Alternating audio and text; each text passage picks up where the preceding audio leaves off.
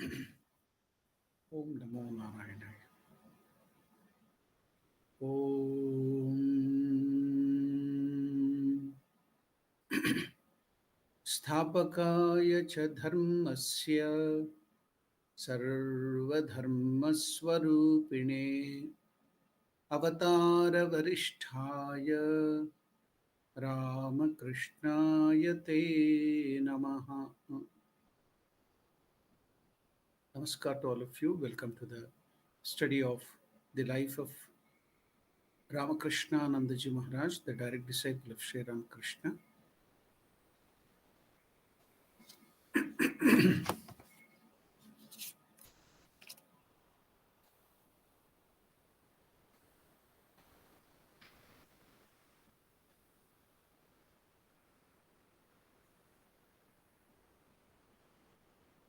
Sometimes, in the middle of January 1886, the elder Gopal, in Bengal it's called Budo Gopal, Vriddha. It comes from the term Vriddha, aged. So, the elder Gopal, who wanted to distribute 12 pieces of ochre cloth, the cloth of the monks, and rosaries to some monks. Now, Ramakrishna, pointing to his young disciples, the master said to Elder Gopal, "You won't find better monks than these. Give your cloths and rosaries to them." Instead, Gopal offered those ochre cloths and rosaries to Sri Ramakrishna, and the master himself distributed them amongst his disciples. Shishi got an ochre cloth, the garb of a monk, from master himself.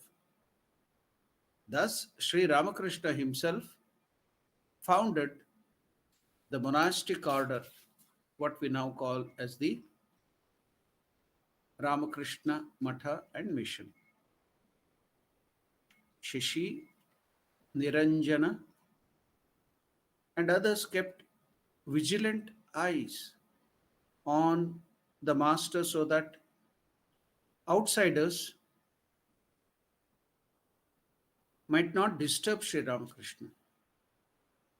During this time, a woman who was mentally ill had been troubling everyone in order to see Sri Ramakrishna. She was very unpredictable. Sometimes she would cry and shout. From time to time, she would enter Master's room without notice and she would disturb Sri Ramakrishna's rest. Now, this angered, how much Guru Bhakti, how much intensely he had the regard for Ramakrishna. He was ready to punish his own father when father criticized his Guru, and the father himself praised, yes, this is genuine Guru Bhakti, the devotion to the Guru. Now, when she started coming and disturbing Sri Ramakrishna, now Shashi got angry. Now he's telling, if she comes again, shed, sorry for that. If she comes again, Shashi said, I shall shoo her out of the place. To which Sri Ramakrishna tenderly said, No, no, Shashi, let her come and go away. Even when the master was in his deathbed, he continued to teach his disciples that the highest truth cannot be experienced without renunciation. Now, we should note it here. What is that? This is called discrimination. Viveka. God has given us, all of us in plenty, Viveka, everybody, but we don't exercise it. So Ramakrishna, on his deathbed, continued to teach his disciples that the highest truth cannot be experienced without renunciation and purity. Now, Ramakrishna many times used to show with example. What is that? Suppose he used to keep one hand on his thighs and another hand on his on that hand. Now he used to show. See, if you have to keep your hand in the same place where this other hand lies, you have to remove the first hand. Otherwise, you cannot place it at the same place at the same time. We all know the basics of science where it tells two things cannot occupy the same place at the same time. So, giving this example of the hands, Ramakrishna used to tell that if you want God, then you have to give up mammon. If you want God and also the sensual pleasures, okay, it will be there. You may have the devotion of God, but you have to realize God. You want to get the highest, then you have to give up the unreal. That is what is called renunciation, vairagya. True fearlessness. In Bhartrhari's Vairagya Shataka, it is told there is bhaya of so many things. If you have wealth, you have the fear of thief coming and taking it away. If you have health, then you have the fear of disease. So many, everything is replete with fear. But there is only one thing which can give you real fearlessness. What is that? Vairagyameva bhayam. So renunciation is the only thing which can give you fearlessness. What is complete fearlessness? God realization. So if you want God, then you have to renounce that which is not God. What is discrimination? What is viveka? To discriminate between the real and the unreal. To discriminate between the good and the bad. To discriminate between God and that which is not God. Once you discriminate through viveka and come to know this is wrong, this is right. If we still continue to catch hold of the wrong, then what is the use of having your vivek? So when you come to know something is wrong, you have to give it up. So likewise, when you have the viveka, you do the vichara. Yes, this is bad. This is going to disturb my mind, my body, my health. Then you have to give it up. Knowing well and deciding, doing the vichara, having the viveka that is wrong, that is bad to me, you still continue. How can you get the good? So, what is discrimination? To discriminate between the real and the unreal, right and the wrong, Atman with the Anatman, God with that which is not God. Then you have to give up the unreal. So, if you want this, you have to give up that. Two things cannot occupy the same place at the same time. So, that giving up for a higher cause, a lower thing, giving up something which is lower for a higher thing is renunciation. There is another beautiful statement of Swami Vivekananda. Suppose you are given the choice of having a cup of nectar, amrita, and another cup of gutta water. Now you have the choice to choose between the nectar, amrita, ambrosia, and gutter water or sewage water. So now you are given the chance, you are thirsty. What will you drink? What will you choose? Can you choose both? No, you will take only ambrosia. You will not take the sewage or the gutter water. So likewise, here renunciation is giving up something which is lower, which is wrong, which is bad to you, which does not allow you to get the higher. The truth is called vairagya, renunciation. You are renouncing. That's all, nothing very difficult. Or suppose you have the examination, when your students used to study for the examination. Would your parents or somebody force you to give up sleep, to give up too much of eating food, to give up partying, going out, recreation? When there is examination in the near future, automatically to study hard, to get good marks, you give up all these recreation, watching the TV, and all the other things is automatically given up. Nobody forces you. You had that experience in your life. So likewise, that which is the highest, for that sake, you'll be giving up that untruth or the lowest. So that is renunciation, which is very, very important to get the highest. So even on the deathbed, Sri Ramakrishna, here Shashi Maharaj is telling, continue to teach his disciples. The highest truth cannot be experienced. Yes, you want yoga and bhoga, then you can have it, but you will not get the highest realization. You can have both yoga and bhoga, you can continue. But do you want the highest realization of God, the highest? You know the wonderful teaching of Kabir Das.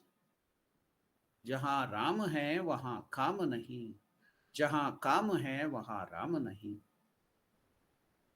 So that's why, if you want the highest truth, it cannot be experienced without renunciation and purity.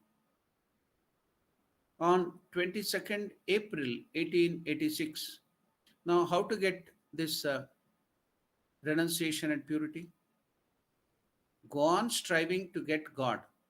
Go on striving, going towards God, who is pure, who is the highest. Then automatically all the rest which is untrue will be left behind.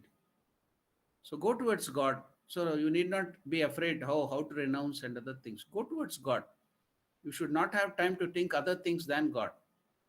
Then the mammon or the lust or the impurity or the untruth will not trouble you.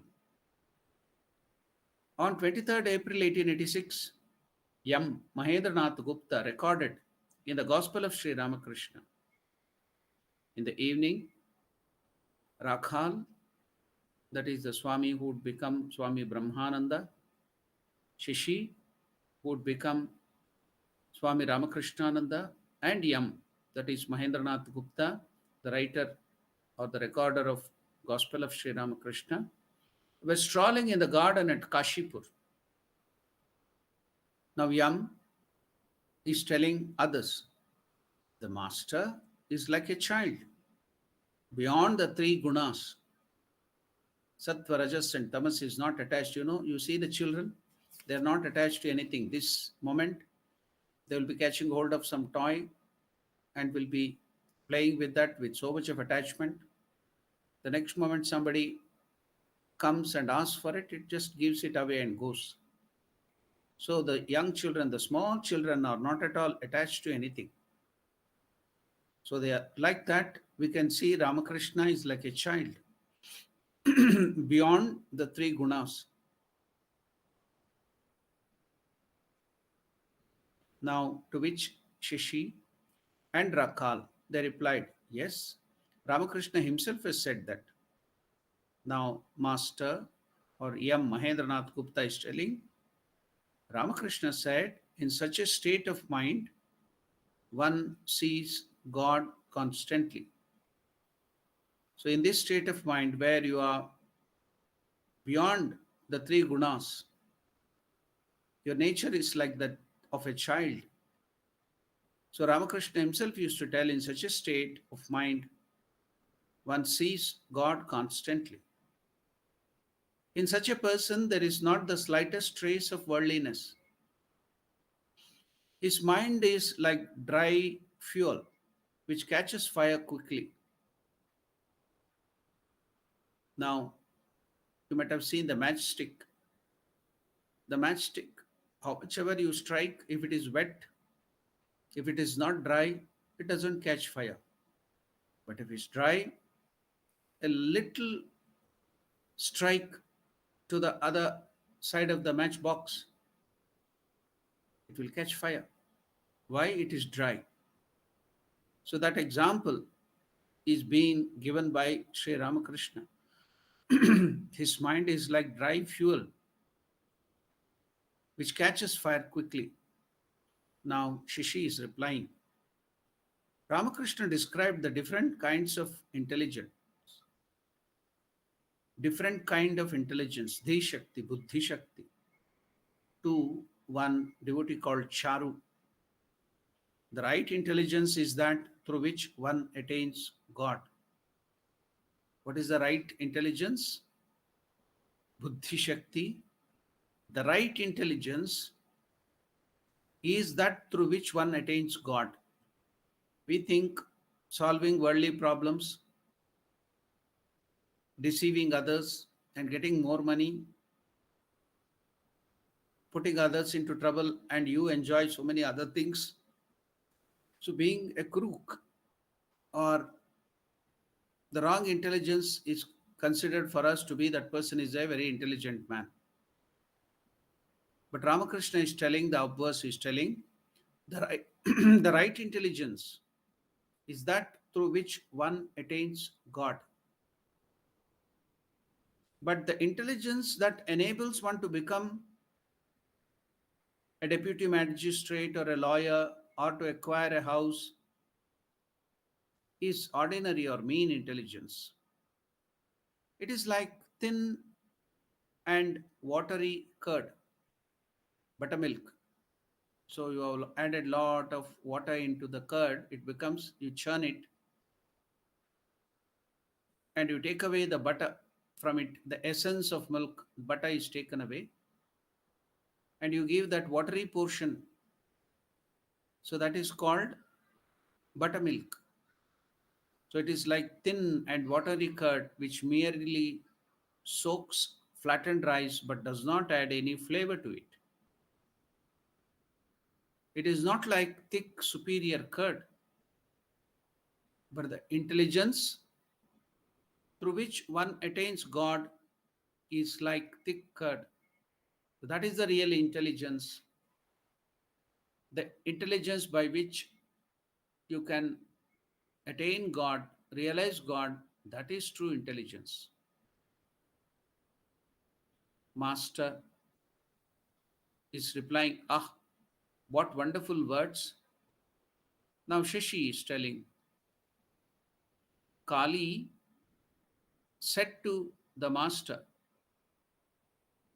who is Kali here? It's the name of one of the direct disciples who would later become Swami Abhedananda. So that Kali said to Sri Ramakrishna, what's the good of having joy? The Bhils, the savage tribes in the forest, are always intoxicated and they will be dancing every day in joy, are joyous. Savages are always singing and dancing in a frenzy of delight. Should we also be like that? What is the good of having joy? So now Rakhal is replying. He, that is master, replied to Kali, what do you mean? Can the bliss of Brahman be the same as worldly pleasure? One cannot enjoy the bliss of Brahman. One cannot enjoy the bliss of God, the bliss of Brahman, Brahmananda, unless one completely rids oneself of attachment to worldly things. There is the joy of money, there is the joy of sense experience, and there is also the bliss of God realization. Can the two ever be compared? Can the two ever be the same? The rishis, the munis, the saints, they enjoyed the bliss of Brahman. What is this bliss of Brahman? The Ananda, Paramananda, Brahmananda, so high. So you can't understand if now we are told you can't compare the bliss of Brahman or God with ordinary puny joys of the senses. So we can't compare, we do not have the contrast. So when you hear this wonderful example given by Sri Ramakrishna, then you can make a small contrast, compare and contrast. And what is that beautiful example given by Sri Ramakrishna? Now, many people would criticize the gopis for their love towards Krishna. So they used to complain that it was lust. To which Ramakrishna explained the gopis of Vrindavan, that was pure devotion to Lord Krishna.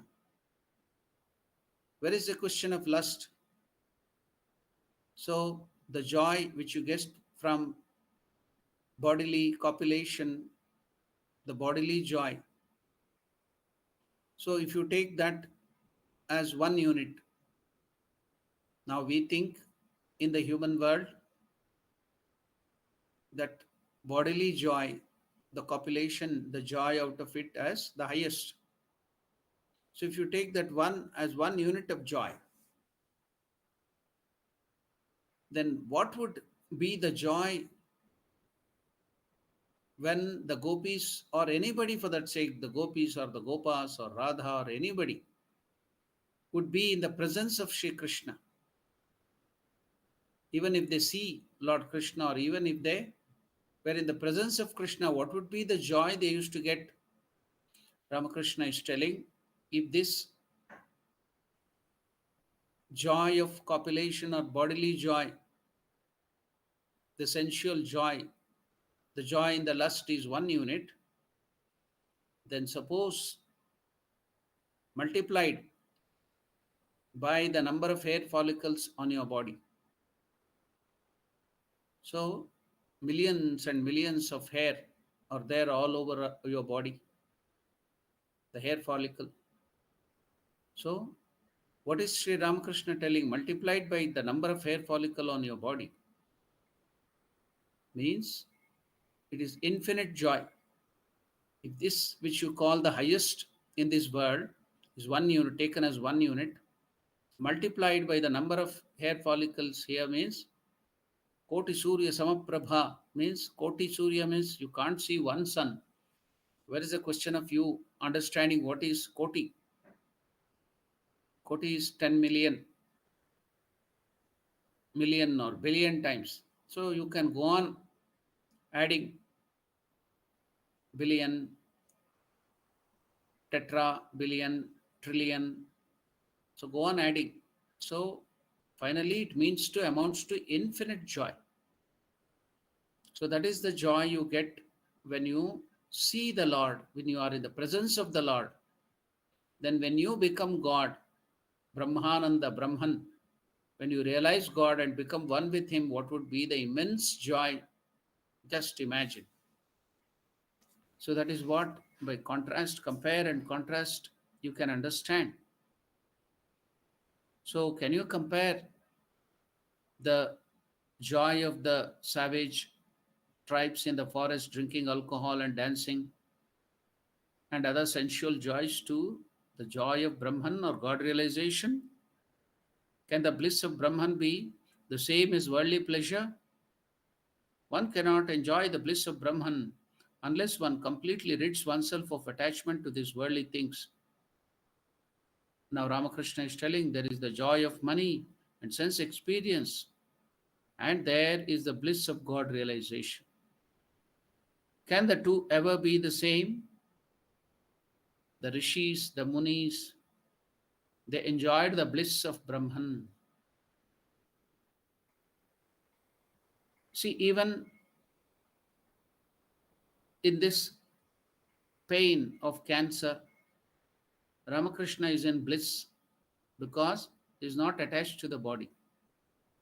His mind is attached to God, Brahman, which is the core of your being.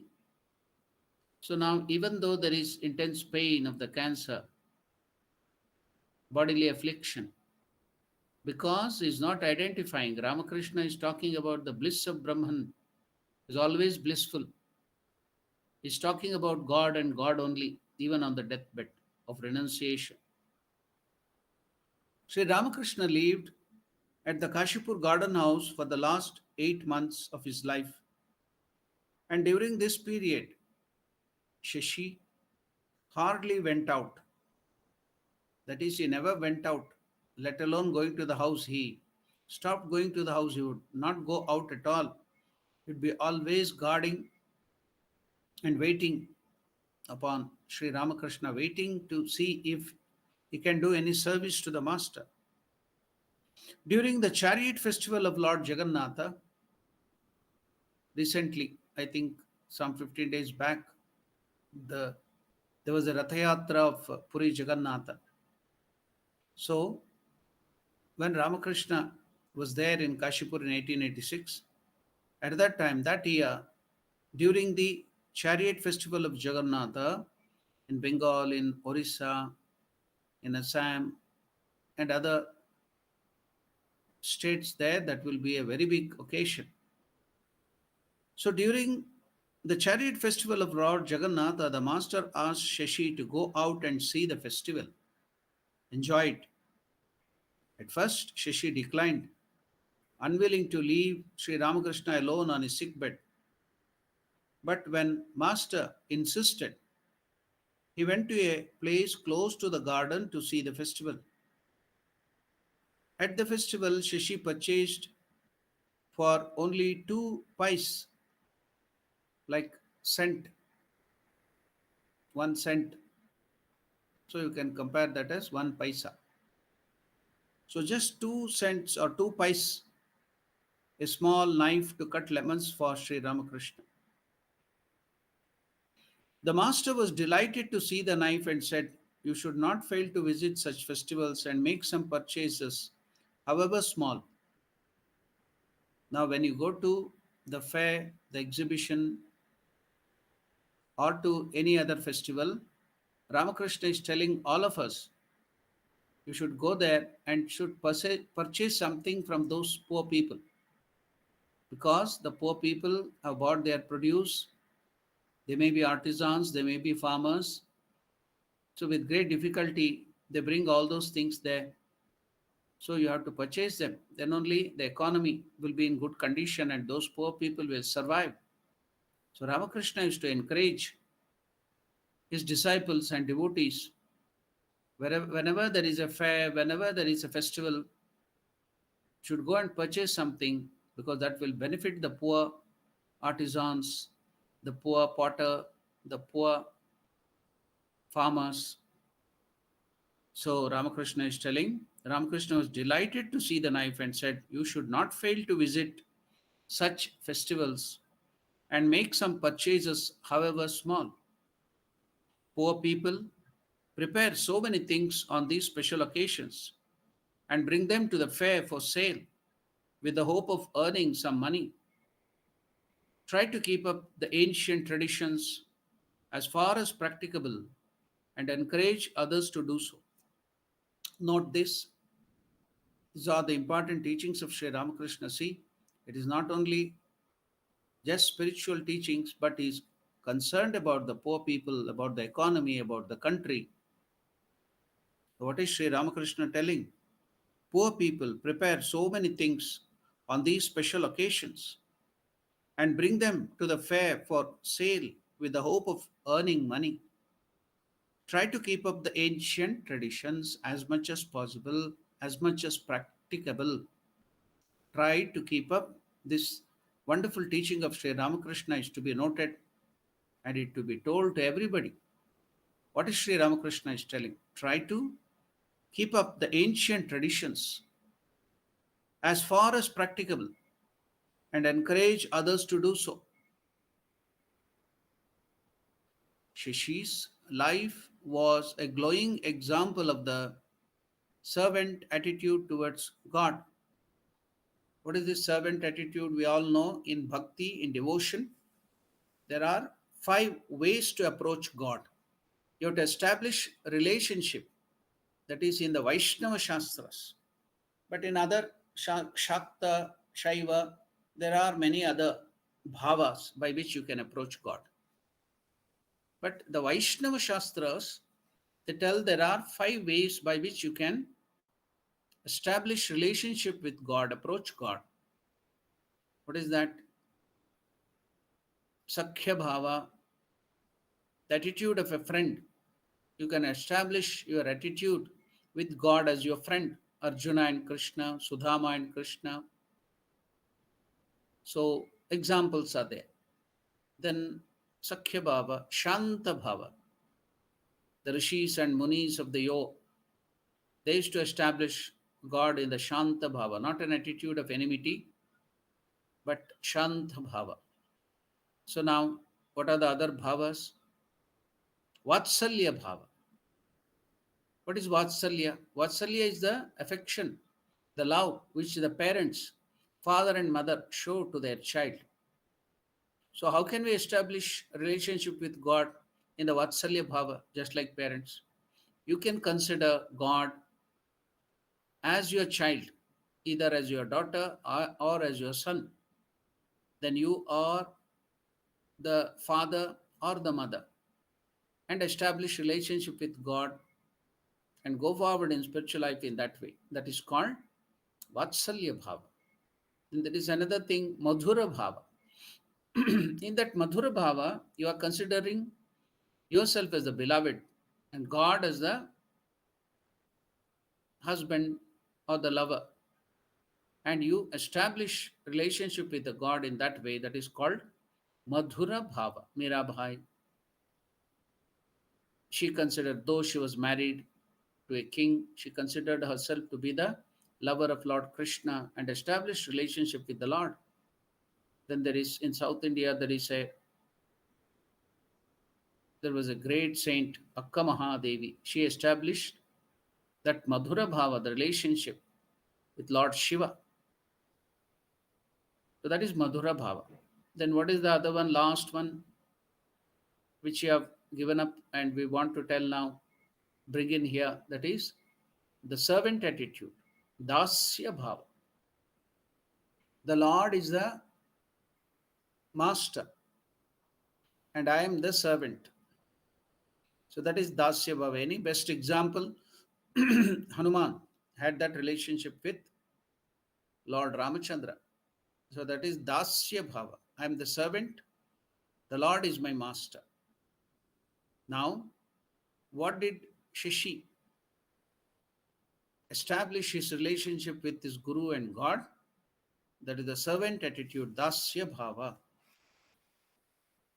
So Shishi's life was a glowing example of the servant attitude towards God. Shishi forgot hunger, thirst, sleep, and rest. He would not take rest. He would not worry about his food. He would not worry about his thirst. And above all his bodily comforts, he forgot his body. His only concern was to serve the Guru 24/7. He would not go out for any entertainment. He would not go back to his house. The service of the Guru, service of the Lord was the highest. So Dasya Bhava. Shishi's life was a glowing example of the servant attitude towards God, Guru Bhakti. If you have to learn what is Guru Bhakti, then here is the model, here is the ideal Shashi Bhushana Chakravarti, Swami Ramakrishna. That is the reason, not only during the life of Sri Ramakrishna, even after Ramakrishna gave up his body in Mahasamadhi, used to keep the urn in which there was the relics of Sri Ramakrishna, Atma Rama, and used to worship it as if the Lord is always alive. Used to take care of, even though he would not have food, he would go out begging, bring that food, offer to Master. Or if there are any provisions, he used to cook and offer it to Master and distribute it to all the other direct disciples. Even after Master giving up the body, he used to serve Ramakrishna with great care. That was his Guru Bhakti. That was his devotion, the attitude of Dasya Bhava. All through his life, he was so dedicated. So if you want to learn, is there any model? And that is Ramakrishna Anandaji. Now, Swami Vivekananda, when he was giving the names, he made all the other direct disciples together in Anandpur and made the fire ritual of Virja Homa. And when they were given the names, Swami Vivekananda tells he wanted to keep the name Ramakrishnananda for himself. But seeing the devotion, Guru Bhakti of Shashi Maharaj, he sacrificed that name for him. He gave that name to Shashi Maharaj. That's why Shashi Bhushan Chakravarti got the name, because his intense love towards his Guru. He got the name Ramakrishnananda. Vivekananda himself wanted to have that name. But seeing this wonderful devotion of Shashi, he gave that name to Shashi Bhushan Chakravarti. That's why he gets the name Ramakrishnananda, who finds joy, bliss in serving Ramakrishna.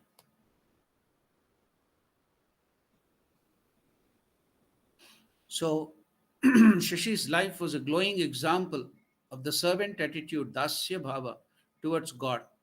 He forgot hunger, thirst, sleep, and rest. And above all, he forgot his own body. Now, can you know what is the basis? What is the basics of spiritual life? Perfect self abnegation, removal of ego completely. How? Removing our lower self, killing the lower self. How? By giving up selfishness, unselfish. So, when you forget your body, your rest, everything, what remains is God. Then you realize God. So, the basics, the foundation of spiritual life is perfect self abnegation, removal of your egos, removal of your selfishness. An example, Shashi forgot hunger, thirst, sleep, and the rest, and above all his body. Everything, ego.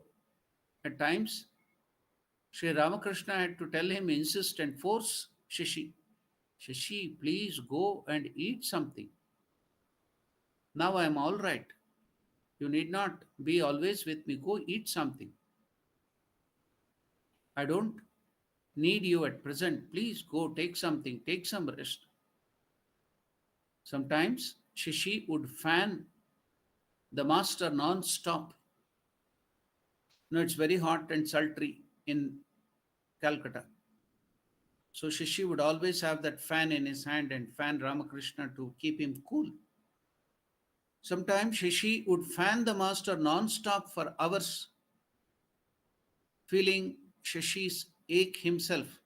Non-stop he's doing. His hands are aching.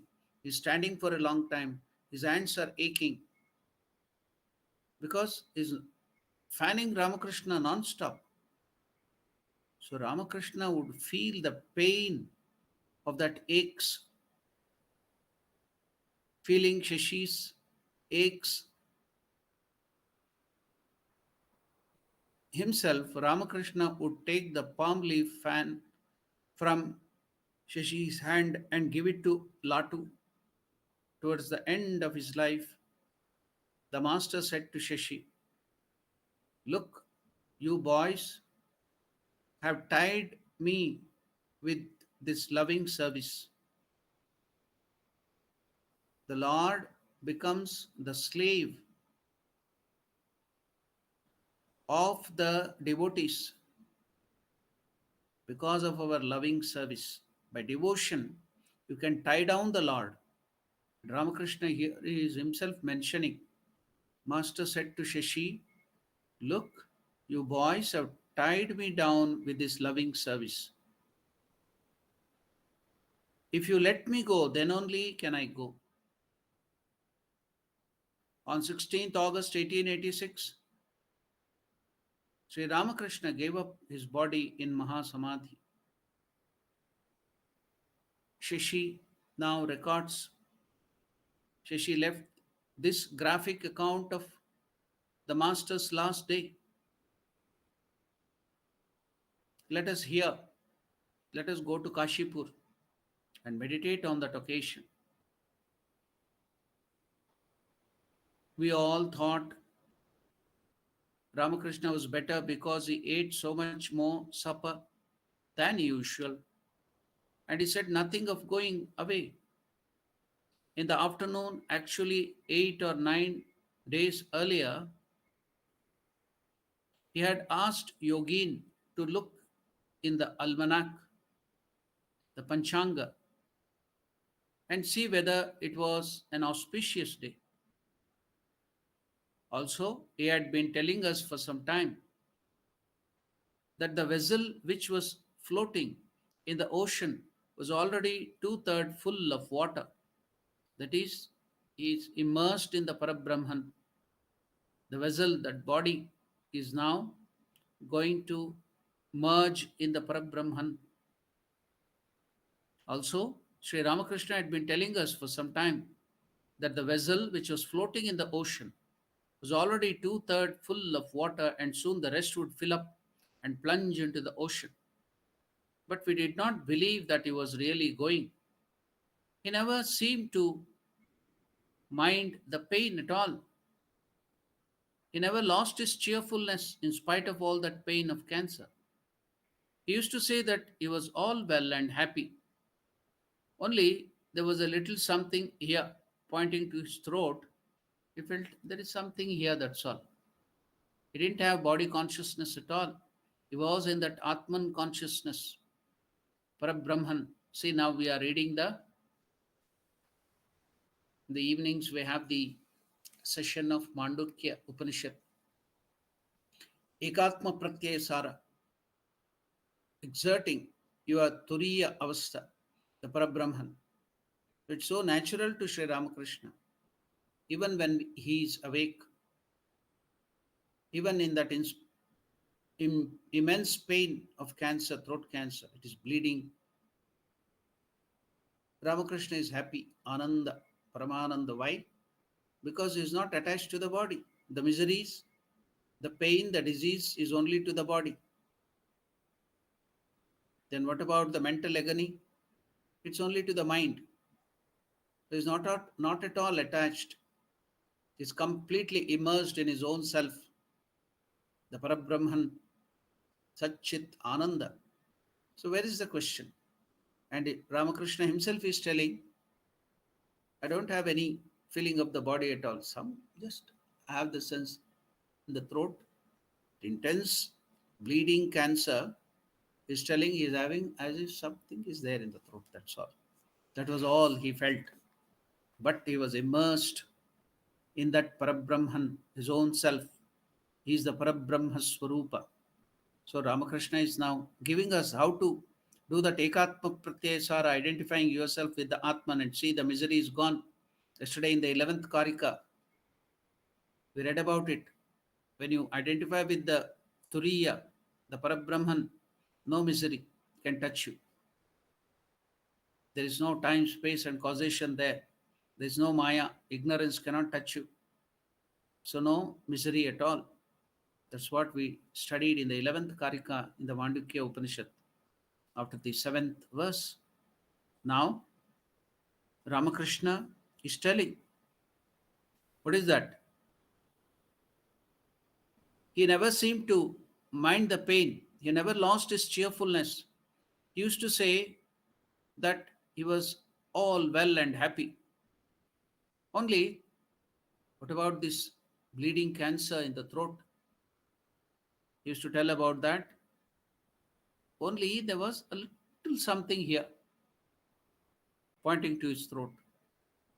Then Ramakrishna used to tell within me, within himself, within his body, Ramakrishna used to tell there are two persons.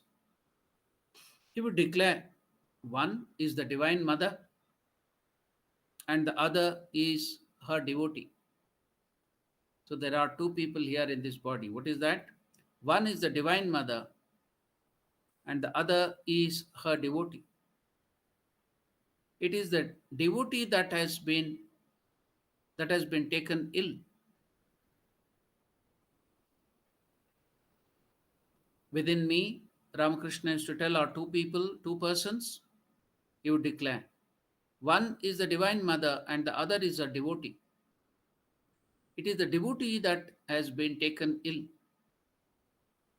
When Sri Ramakrishna gave up his body, now Shishimaj is telling, I think it was the most blissful moment of his life. Can you imagine? We are so afraid of giving up the life. We are so feeling that pain of death, and we cry and we wail and we don't want to give up the body. There was one old man of 99. He was on the deathbed, and all the people have gathered, his relatives, to see him. And the doctor came, it checked the pulse, and told that your father cannot survive anymore. Maybe he has only 2 days or so. Fulfill his desires, whatever he has. If you want to eat something, if you want to have something, whatever, fulfill all his desires. Only 2 days more or so. So all the family members came after the doctor was gone and asked him, Father, the doctor has told only 2 days more. Have you any desires? Please tell, we are going to fulfill. What was the reply of the father? That old man of 99, he told, change the doctor. The doctor is not good. He's telling that I'm going to die after 2 days. Change the doctor. I want a new doctor. I want to live more. So our tendency is we feel so much of pain to give up the body. We wail, cry, we don't want to. But can you imagine Shashi Maharaj, who has served Ramakrishna, is telling that was the blissful, highest, happiest moment in the life of Sri Ramakrishna. Giving up the body in Mahasamadhi, Ramakrishna never felt the pain. He was joyous when his own elder brother's son, Akshay Kumar, was on the deathbed and dying. All the other relatives were crying and shouting and wailing. Ramakrishna was joyful and blissful and laughing when Hriday asked, what is this, Mama? All are crying and you too loved Akshay Kumar so much and you are laughing. What can I do? The mother is showing me. The Atman is leaving the body, Akshay Kumar. I can see it with my own eyes. The Divine Mother is showing me. Just like the sword is unsheathed from the scabbard, like that, the Atman is giving up the body and it's merging in itself in the Paramatman. I'm seeing it. And how can I cry? Mother is showing me, how can I cry? That's why I'm laughing in joy.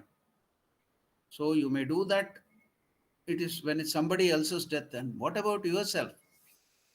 So even more, what is happening? Ramakrishna Anandaji or Shashi Maharaj is telling, when Sri Ramakrishna gave up his body, I think it was the most blissful moment. Never seen Sri Ramakrishna more blissful than at the time of Mahasamadhi, giving up the body. Can you imagine? Isn't this true spiritual life? Just imagine a person who is there serving him 24/7, and at the time of death he is telling, is it not the consummation of the summit of spiritual life. What is that? Is conquer death. Is this not immortality? Conquering death. Death doesn't pose anything to you. Why? Because you have been thinking of God all through, who is immortality. So when Sri Ramakrishna gave up his body, Shashi is telling it was the most blissful moment of his life. A thrill of joy ran through him. A thrill of joy ran through him. See, we have to meditate on this. We have to think on this. A thrill of joy ran through him. I myself saw it. I remember every incident of that last day. Our master, Sri Ramakrishna, seemed very well and cheerful. In the afternoon, he talked for fully 2 hours to a gentleman. See, the throat is bleeding, the coughing, you're getting blood and pus.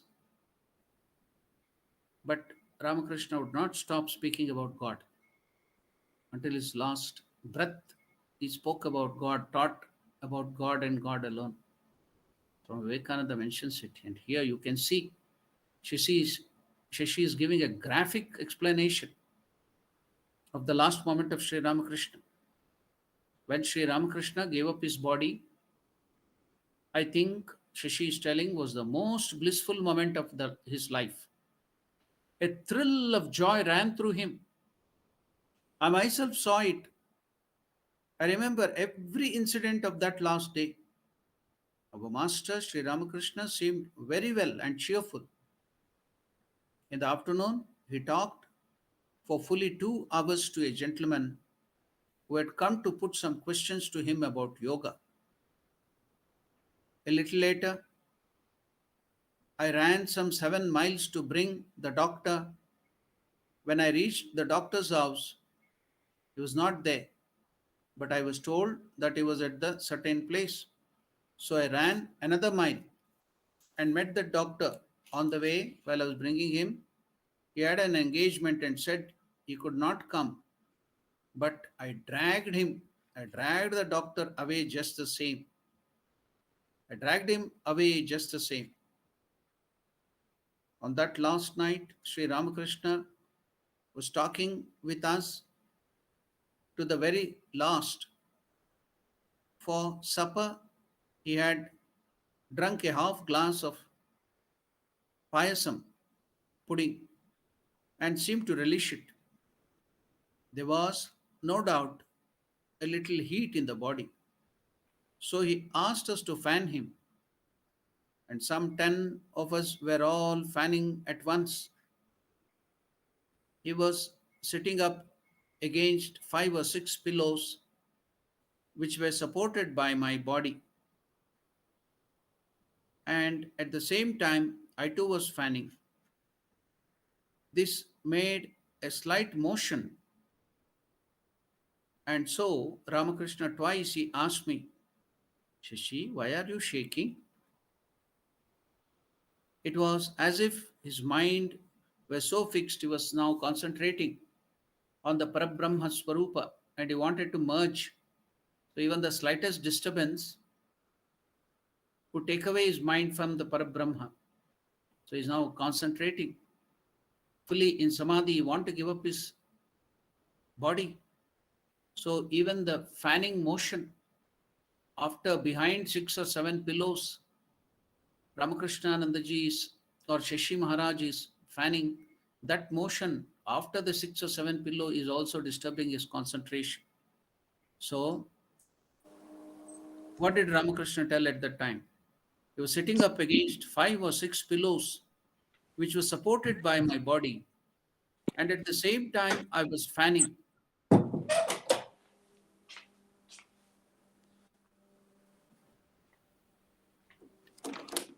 Rajini Ma, I think the mic is on. Please put off the mic. It is disturbing us. Thank you.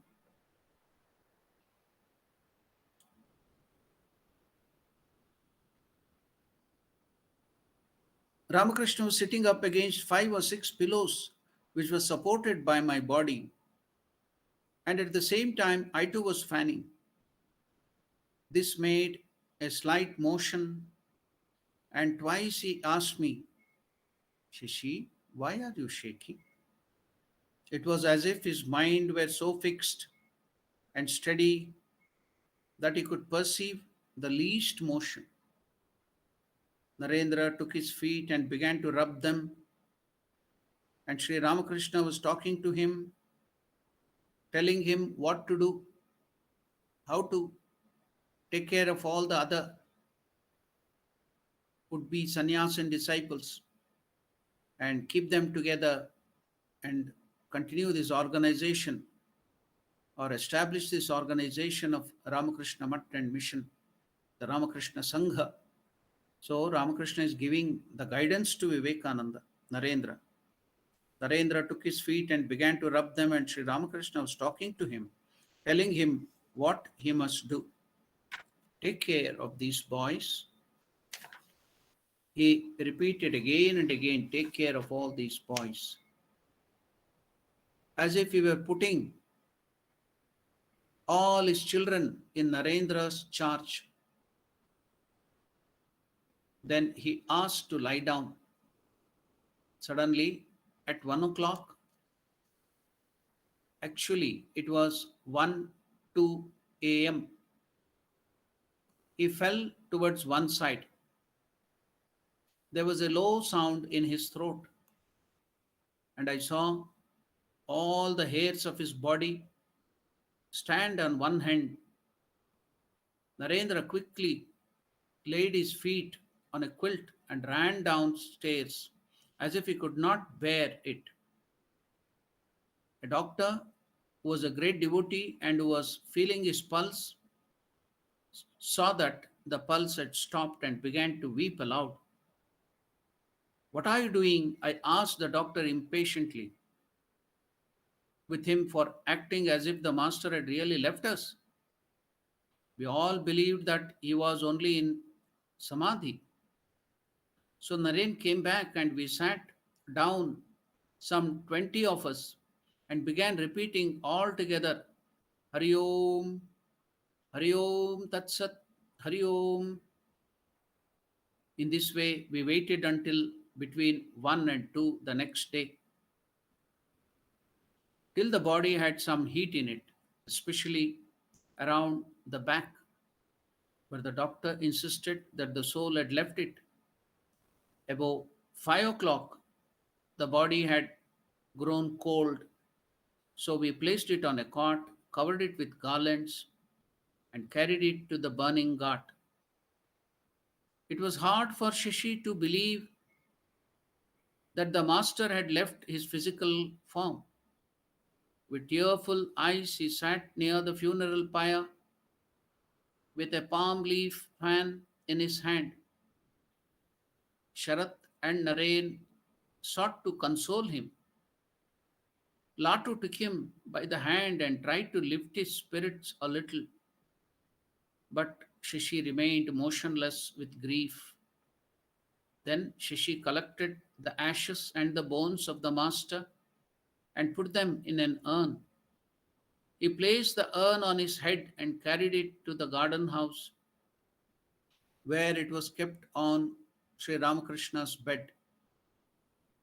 The next day, Ramachandra Datta,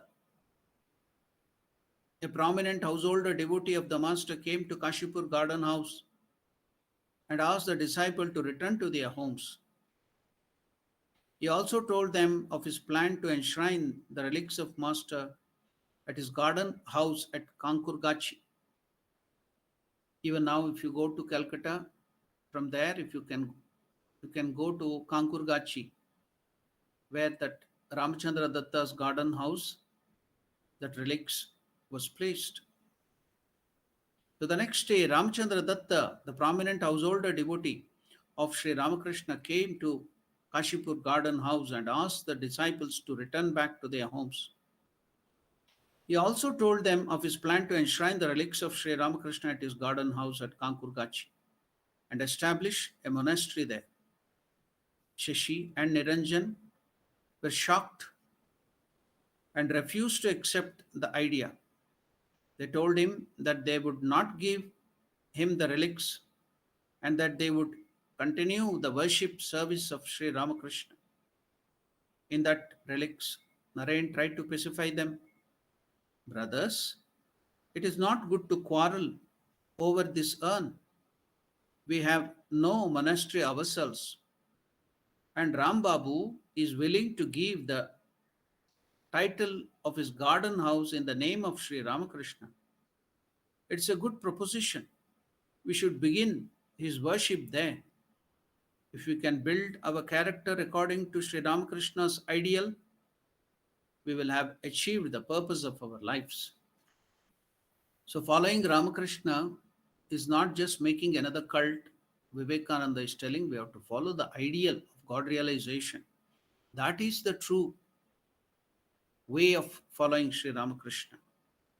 So, he's telling them, brothers, it's not good to quarrel over the urn. We have no monastery ourselves. And Rambabu is willing to give the title of his garden house in the name of Sri Ramakrishna. It's a good proposition. We would begin his worship there if we can build our character. So that's very important. If we can build our character,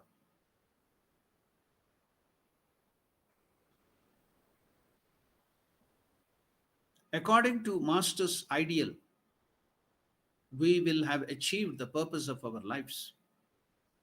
At last, Shashi and Niranjan consulted with Narayan and other disciples, and they quietly put the larger portion of the relics into an urn secretly kept at Balaram Babu's house. The remaining portion was given to Ramachandra Datta. Then on 21st August 1886, Krishna, Lord Krishna's birthday, Krishna Janmashtami, that year, I think now in August, we are celebrating the Krishna Janmashtami. So in this year, 1886 too, it was 23rd August. So then on 23rd August 1886, Krishna Janmashtami, birthday of Krishna, the disciples and devotees of Sri Ramakrishna formed a procession and walked from Rambabu's house to Kankurgachi, singing devotional songs the entire day. Shashi carried the urn with the master's ashes on his head. During the consecration ceremony, as they were covering the urn with earth, Shashi cried out in pain. He felt as if his own body is covered with the mud. So, during the consecration ceremony, as they were covering the urn with earth, Shashi cried out, "Oh, the master is in pain." That was this identity with his Guru. The devotees wept as they listened to Shashi's words. Shashi reluctantly returned home, but his mind was preoccupied with Sri Ramakrishna. His parents were happy to have him back. But who can change divine providence? One evening, early in September, Sri Ramakrishna appeared before Surendra Mitra. There was one householder devotee, a rich person, Surendra Mitra. Now Ramakrishna appeared in person. Even though Ramakrishna had given up his body, one evening, early in September, Sri Ramakrishna appeared before Surendra Mitra and said, Surendra, Suren, what are you doing here? My boys are roaming about without a place to live. Attend to that before anything else. Surendra immediately rushed to Narayan's house and told him what Sri Ramakrishna told him. He promised to offer the same amount of money that he used to give for Sri Ramakrishna's expenses in Kashipur. Narayan and the disciples were then able to rent a house in Varahanagara, which is called as Baranagor, at 10 rupees per month, and thus established the first Ramakrishna monastery, Ramakrishna Mutt. It was an abandoned, dilapidated two-storied building infested with snakes and said to be haunted by ghosts. Because it was haunted by ghosts, nobody would come to that house to have for rent. So it was damn cheap. So it was an abandoned, dilapidated two-storied building infested with snakes and said to be haunted by ghosts. I think if any of our members can get that picture, the old picture, Baranagar Monastery, the old Baranagar Monastery, if you type in the Google, you can get it. You can show it. The dilapidated two-storied building infested with snakes and said to be haunted by ghosts. The ground floor was dark, damp, and unfit for habitation. So those rooms were used as a kitchen and for storage. Now, Shashi was once bitten by a snake in one of those dark rooms. They set up a shrine in an upstairs room. The relics of Sri Ramakrishna were bought from Balaram Babu's house, and a picture of Sri Ramakrishna was placed on the altar. The articles that Sri Ramakrishna had used at Kashipur were also preserved in the shrine room. Shashi kept the memory of Master ablaze in the monastery by his wholehearted dedication and devoted service. His scrupulous precision and regularity of service made everyone feel the living presence of Master. That is what is done in the temples. That is our tradition. The temple, as if I have seen the Vittala Pandharpur temple in Maharashtra. The whole day I watched how they take care of Lord Krishna in the form of Vittala, as if like he's a emperor. They give him bath, they clean his face, they decorate him, and afterwards one person will come with a mirror and they will show him how he looks. Then he is going to see the people afterwards. Then in between they will be giving him the chida, the poha, because Krishna liked it, breakfast, water to drink, and so many other services you can see the whole day. As if Lord Krishna is living there, he is emperor, they take care of him. Many other temples, Shiva temple or Devi temple, they do all these things. And even in the night, they change the dress and put him to, they take him, they will take two steps from the step of the Vittala Krishna there. They will lay the flower on that, they will keep the steps like that, they will take him to the bedroom. So they will put him on the bed. Then they will bring Mother Lakshmi, Rukmini from the other temple there and also allowed to go to the room there in the night. If Lord Krishna wants something to eat, they will keep some eatables, fruits. If he gets hungry in the night, they will keep water in a copper vessel, golden vessel, and they take care of a Krishna as if the whole day the Lord Krishna's service or Shiva's service will be done. Everywhere in our temples, you can see that. There will be a Shayana Griha bedroom. There will be the like the court of the king to look after him. So they will be looked. He will be looked after like all the puja, everything like he's an emperor there. So that is our traditional belief system, the bhakti, the devotion. So everything is taken care of. So likewise here in the Barahanagar, Baranagar monastery, the picture of Master and the urn with the relics were kept there. Shashi kept the memory of the Master ablaze in the monastery by his wholehearted dedication and devoted service. There, the priests will do it for money. It's like a service. Do not know whether the devotion is there. If devotion is there, well and good. Here, no money, nothing, less facility. Whatever they have, with that they are serving. It is the heart, Shraddha, the faith which you serve is important. The Lord sees your heart. It's not the money, the external things. So they are in poverty, they don't have anything here.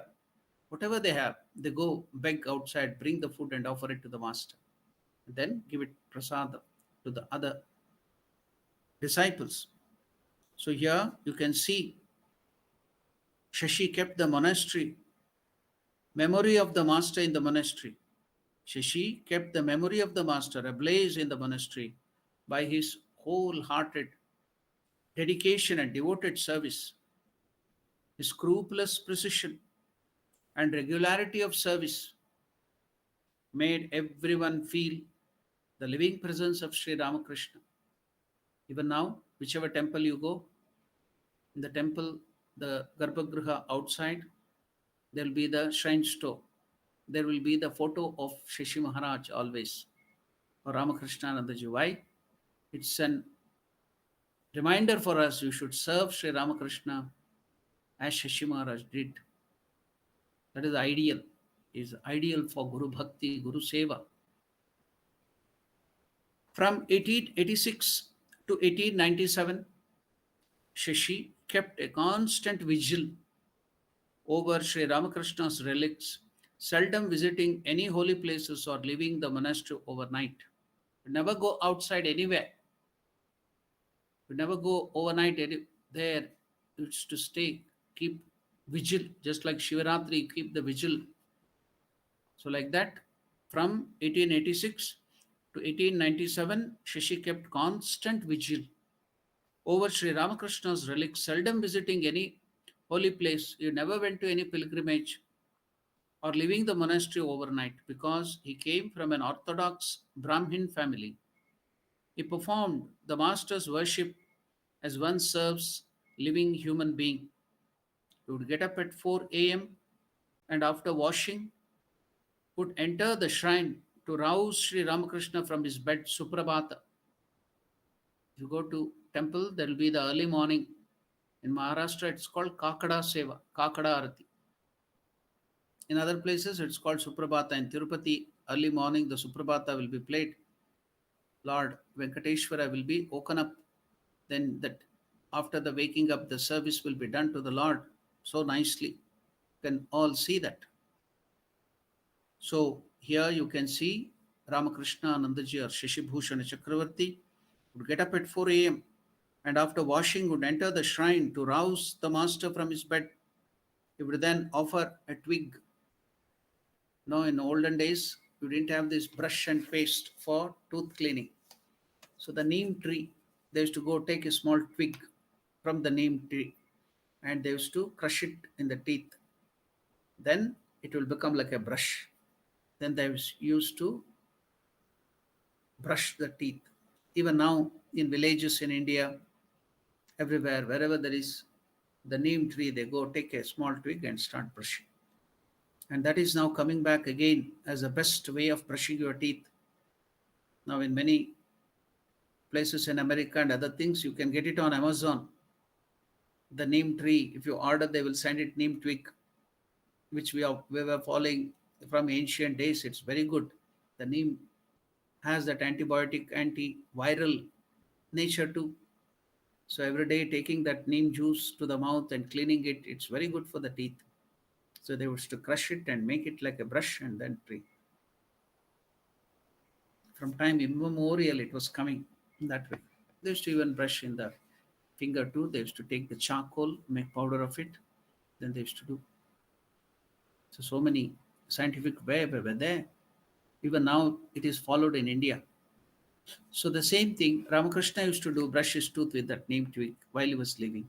So now, Shashi, he would get up at 4 o'clock and after washing would enter the shrine to rouse Sri Ramakrishna from his bed. He would then offer a twig of the neem tree for a toothbrush and water to rinse his mouth. So that is, water to rinse the mouth is called achamana.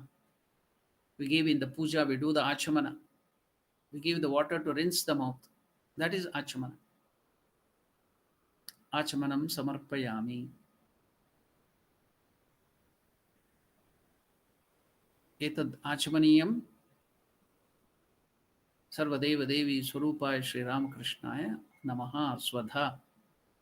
So wash the mouth. So you used to take care. You used to take the twig. You would not just keep the twig. You were so careful. You used to crush the top portion, make it soft so that it can be used as a brush. So much of care Shashi Maharaj used to serve Sri Ramakrishna even after his giving up the body. So he used to offer that twig of neem for a toothbrush and water to rinse his mouth. Next, he would offer some sweets made from coconut, the coconut ball, nadu, and a glass of water for the breakfast. He never allowed his brother disciples to help him. He used to do everything himself. He wanted to see that perfect care is given to Sri Ramakrishna, and he would not allow anybody to serve Sri Ramakrishna. He would do it himself. Afterwards, he would pick flowers, he would sweep the shrine, wash the worship vessels himself, and make the necessary preparations for worship. He would then go to the nearby market to buy groceries. Shashi always bought the best produce for the master. Although he did not have much money, he had a rich heart. People would comment that it was hard to find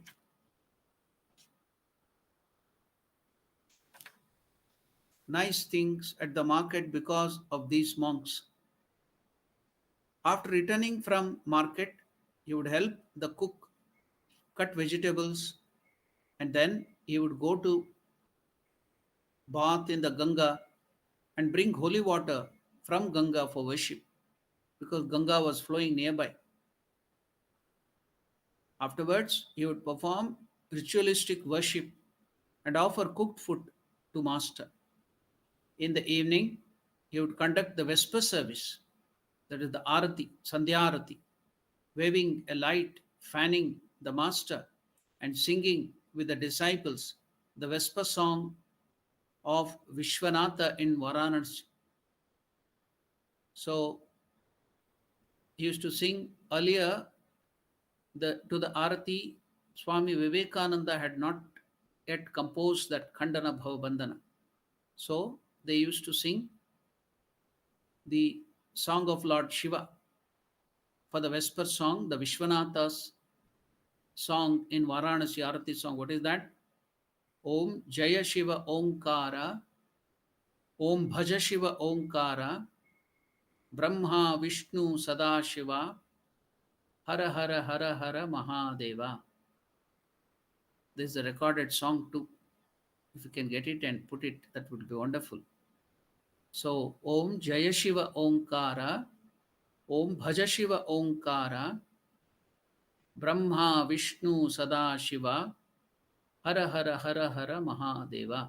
Singing this song, they used to do Arati to Sri Ramakrishna. That was the tradition in Kashi, Varanasi at that time during the evening Arati. So the same tradition they maintained here. Swami Virajananda, a monastic disciple of Vivekananda, later recalled because he used to come there as an outsider. Then he later joined the monastery, Swami Virajanandaji Maharaj, because he's very popular in South Africa. How is that? His earlier name was Kali Krishna. Virajanandaji Maharaj is the one who has given the mantra diksha to Nishchalanandaji Maharaj, and Nishchalanandaji Maharaj gave the mantra to Shivapadanandaji, and that is the tradition coming down. So they were the people who introduced Ramakrishna movement in South Africa. So it was Nishchalanandaji. With great difficulty, he traveled by ship to India, to Bombay, and from there, Revered Bhuteshanandaji Maharaj helped him to go to Calcutta. And in Calcutta, he got the mantra diksha from Virajanandaji when he was a president. So that Virajanandaji was earlier Kali Krishna, who lived nearby in Calcutta used to come to the monastery, and he would be taught mathematics because Shashi Maharaj was good at mathematics. So he used to teach mathematics to Kali Krishna, or would become Virjananda. So afterwards, he was the first,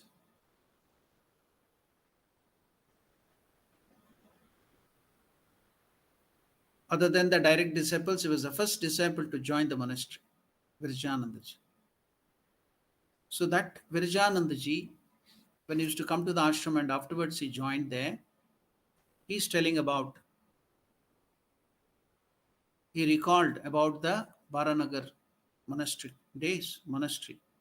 Oh, how wonderful was the Arati, Vesper of Shashi Maharaj, how nicely used to do the Arati to Sri Ramakrishna, how wonderful it was. It was really a sight for gods, enveloped within the smoke of burning incense, the agarbatti and dhuna, and drowned with the music of the drums and cymbals. He would wave a chamara, a fan making of yak's tail, towards the end of the arati. Intoxicated with God consciousness, Shashi Maharaj would repeat Jai Gurudeva, Jai Gurudeva, victory to Guru, in a crescendo of divine abandon, and would dance from one side of the hall to the other side rhythmically, pacing the floor. What a unique feeling of ecstatic love would course through the hearts of men witnessing it. Can better thing be imagined than described? The whole building would be in a tremor with a heavenly glow on his face. He looked the very embodiment of God of fire, Agni. The hand of the drummer would get benumbed and would refuse to move. The spectators would watch from the adjoining room and join him, all repeating the chorus Jai Gurudeva, Jai Gurudeva. They too would dance in rapture and fervor. Then all would prostrate themselves before the deity and recite in chorus this verse from the Guru Gita. I bow down to the adorable Guru who, by the collyrium of knowledge, opened my eyes blinded by the disease of ignorance. Agnana timirandasya gnananjana shalakaya chakshuran unmilitam yena tasmai Shri Gurave Namaha. Agnana timirandasya.